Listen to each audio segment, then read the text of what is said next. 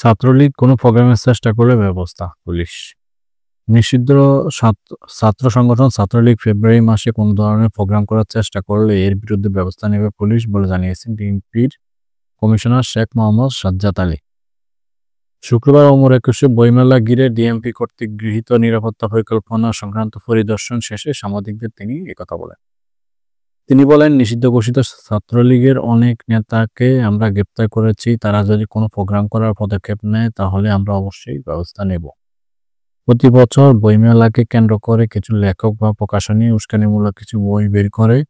এ বিষয়ে আপনাদের কোনো নজরদারি রয়েছে কিনা এমন প্রশ্নের জবাবে তিনি বলেন, কয়েকটি সমন্বয় সভা করেছি বাংলা একাডেমি কর্মকর্তাদের।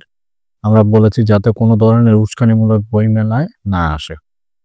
ঢাকাতে যেভাবে পারছে আন্দোলন করছে, এর ফলে মহানগরীতে ব্যাপক যানজটের সৃষ্টি হচ্ছে। এখন আবার বইমেলা শুরু হচ্ছে। এই পরিস্থিতিতে পুলিশ ট্রাফিক নিয়ন্ত্রণ কিভাবে করবে? জবাবে ডিএমপি কমিশনার বলেন, ঢাকা শহরের ট্রাফিক অবস্থা খুবই নাজুক। ছোট্ট একটা দাবি নিয়ে ২০ জন লোক রাস্তা আটকে দেয়। আমি তাদের বলবো, আপনারা ছোট দাবি নিয়ে রাস্তা আটকায়েন না, আপনারা ফুটপাতে অবস্থান করুন। এছাড়া সাংবাদিকদের অনুরোধ জানিয়ে ডিএমপি কমিশনার বলেন, এমন কোনো সংবাদ প্রকাশ করবেন না যাতে জনগণের মনে নিরাপত্তাহীনতা সৃষ্টি হয়।